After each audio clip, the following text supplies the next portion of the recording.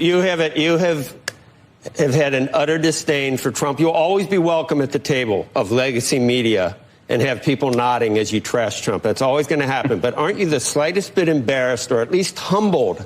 Okay, I could never look at my Italian friends the right way if I accepted that from Donald Trump. These people still work for us. We're still in a democracy. Maybe you'll invite me back and I'll be in an undisclosed location if we're not in a democracy anymore. Do you think that you are affirmatively voting for the vice president, or do you think that you are voting against former President Trump, who was, of course, your former employer? I have never seen worse sure winners in an election than Republicans right now. Because although Donald Trump won the presidency, they are still angry and upset, claiming that because Kari Lake or Eric Hovey lost their Senate race, the election was somehow rigged. But Trump himself is also furious, even with the outcome of his race, because he is throwing a temper tantrum on Truth Social over a specific former Trump administration official who criticized him during the campaign, really just having a meltdown and demonstrating one of the many reasons why we knew he was unfit for the presidency. And we are going to get into all of that. But before we do, if I could quickly ask you to leave a like on this video. And if you enjoy our channel and want to be a part of what we're building here, to hit that subscribe button. It goes a long way, and it really means the world to me. Now, the former Trump administration official who Trump is so mad at is Anthony Scaramucci, who criticized him during the campaign. And one thing that he specifically said today led to a meltdown on Truth Social. But before we get to that, let's check out Scaramucci here. Do you think that you are affirmatively voting for the vice president, or do you think that you are voting against former President Trump, who was, of course, your former employer? Well, listen, I think the former president is a disaster, and I disagree with Vivek respectfully. He's not a uniter. He's an incredible divider.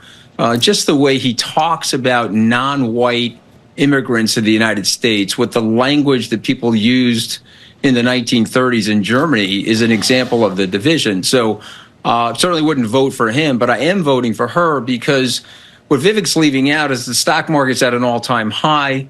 We have great economic growth. The unemployment numbers are around 4%, and the economy is doing quite well after COVID. Vivek's mentioning the inflation. We probably don't have enough time on television, but I'm not a political candidate. I actually understand that the inflation was secular and that you can't personalize it. You can't personalize it onto Donald Trump when he sent trillions of dollars into the economy to try to protect people during COVID, and you can't personalize it onto the vice president or the president. Moreover, if you're judging the inflation, we did better than the rest of the world, and our economy recovered faster than the rest of the world. When Vivek's talking about the unrealized capital gains, he's trying to drop a bomb on your viewers, and I understand why he's doing that. But then I could drop another bomb where President Trump is talking about eliminating the independence of the Federal Reserve, and then I could spend 5 minutes on the catastrophic consequences of that. You know, we have the most liquid, deepest capital markets in the world. And if Trump wants to make this like Turkey, that would be an unmitigated disaster. So we both know that's not going to happen.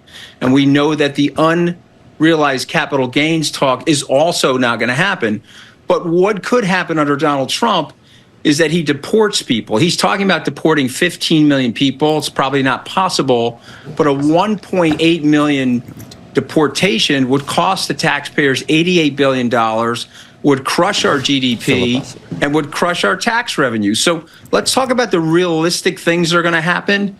That's something that's very realistic that the president talks about all the time, and so does his people. So Anthony Scaramucci is just making a completely reasonable and clear case for the many reasons why KS should have been able to defeat Donald Trump. Now, something is clearly systemically broken in our country, whether it be voters' understanding of the economy, people's racism and sexism, or just our destroyed media environment that led that to not be the case. But Donald Trump still upset with Scaramucci and not not slashing out at him in a temper tantrum on Truth Social that we can see right here. Trump wrote on Truth Social, Anthony Scaramucci is a major loser who is fired from the administration after only 11 days for his insane brother from another interview with Chris Cuomo. Then with CNN, great job by Joe K.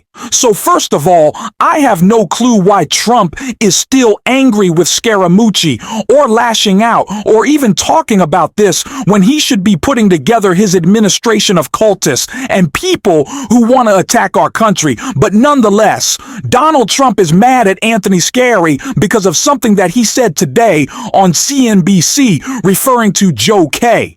And I want to check out that clip right here. You have had an utter disdain for Trump. You'll always be welcome at the table of legacy media and have people nodding as you trash Trump. That's always going to happen. But aren't you the slightest bit embarrassed or at least humbled about how wrong you were about the feeling of most Americans, let me finish, and for enthusiastically supporting a candidate who a majority of people thought had no business being anywhere near the Oval Office? And you're a Republican, and you saw all the different policies that she was talking about are anathema to what you thought your whole life, and yet you went along with it. Do you ever eat any crow, or not even a little crow wing, really like a little capon? Or you just, I mean, Michael Avenatti could still be on TV trashing Trump. You'll always find a place on TV.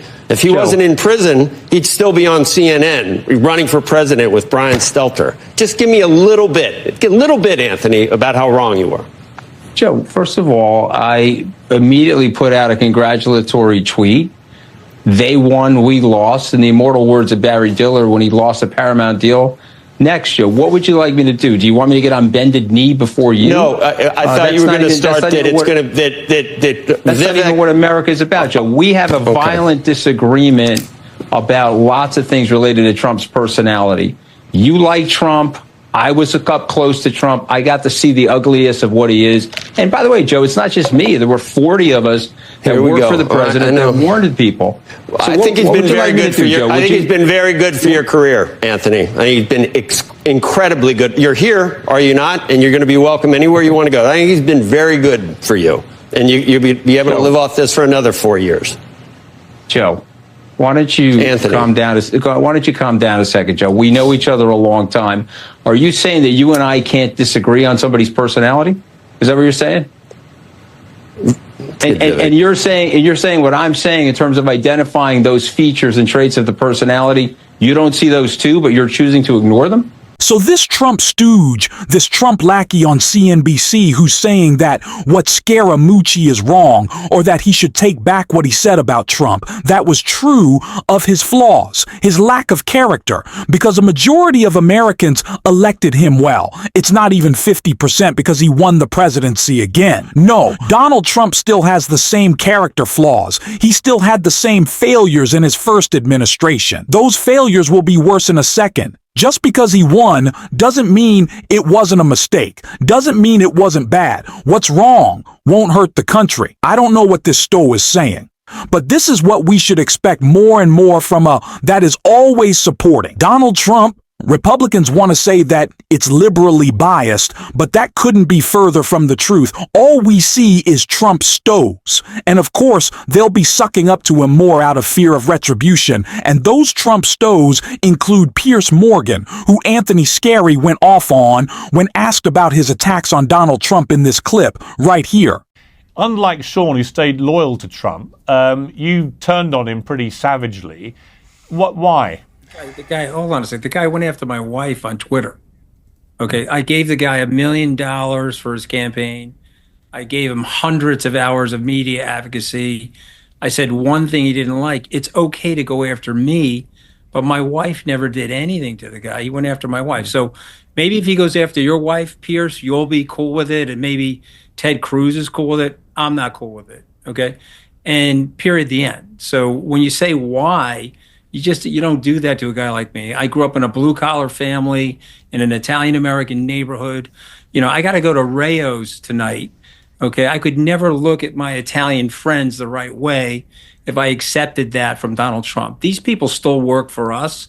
We're still in a democracy. Maybe you'll invite me back and I'll be in an undisclosed location if we're not in a democracy anymore.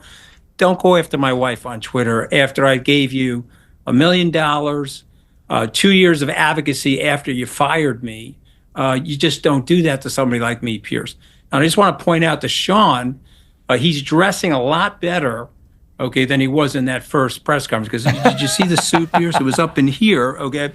And Sean has gone on to build a very successful career for himself, which we should be doing here in America. So I wish Sean well, and I'm glad he's doing well. But don't go after my wife. If you want to come after me, I got no problem with it. I'm a public figure. I can take it. And Pierce, let me tell you something. You're a friend of mine. If he went after your wife, I'd be standing in the bar with you, ready to take him on. Okay? And that's just the way things are when you grow up in a neighborhood like mine.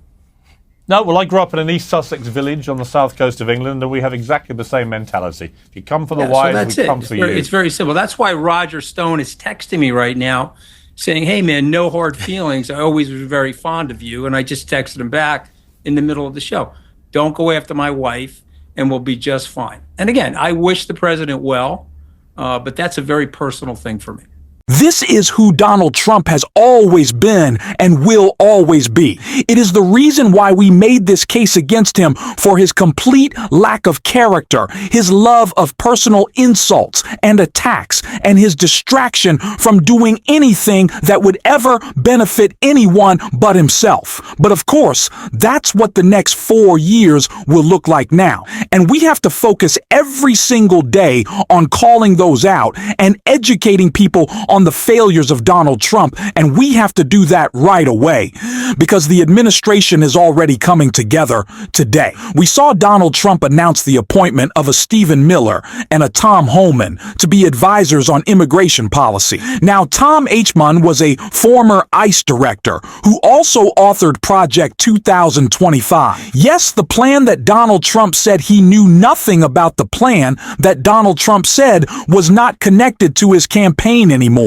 Yet he just brought in the author of it for his immigration policy, an immigration policy that will target not only illegal immigrants, but legal immigrants. Donald Trump wants to go after like those in Springfield, Ohio, who are revitalizing that community and were wanting to be brought in by the business leaders who are seeing the success of their hard work in addition to the community, and that should scare us, especially with Tom Homan saying things like this. I've seen some of these Democratic governors say they're going to stand in the way. They're going to make it hard for us. Well, a suggestion: if you're not going to help us, get the hell out of the way, but we're going to do it. Already threatening Democratic governors, the enemies from within, as Donald Trump put them to try to make our lives worse by enacting their immoral and economically disastrous mass deportation plan. Now, it's clear that Americans did not hear, or it did not break her on Kamala Harris's economic agenda, how she would better their lives, how Donald Trump would hurt it, but we have to make sure it does. Now, talking to people about the ways that this mass deportation plan is, again, not only econom-aligned disastrous, but immoral. We have to talk about those joining the Trump administration, their clear faults and failures, and how they will hurt you. That will be our job every single day. And we're certainly going to be doing it on this channel. And if you want to support that, as always, you can hit that subscribe button. You can leave a like on this video. And if you stuck around at the end, you can drop a blue heart in the comments. And until next time, I'll see you soon.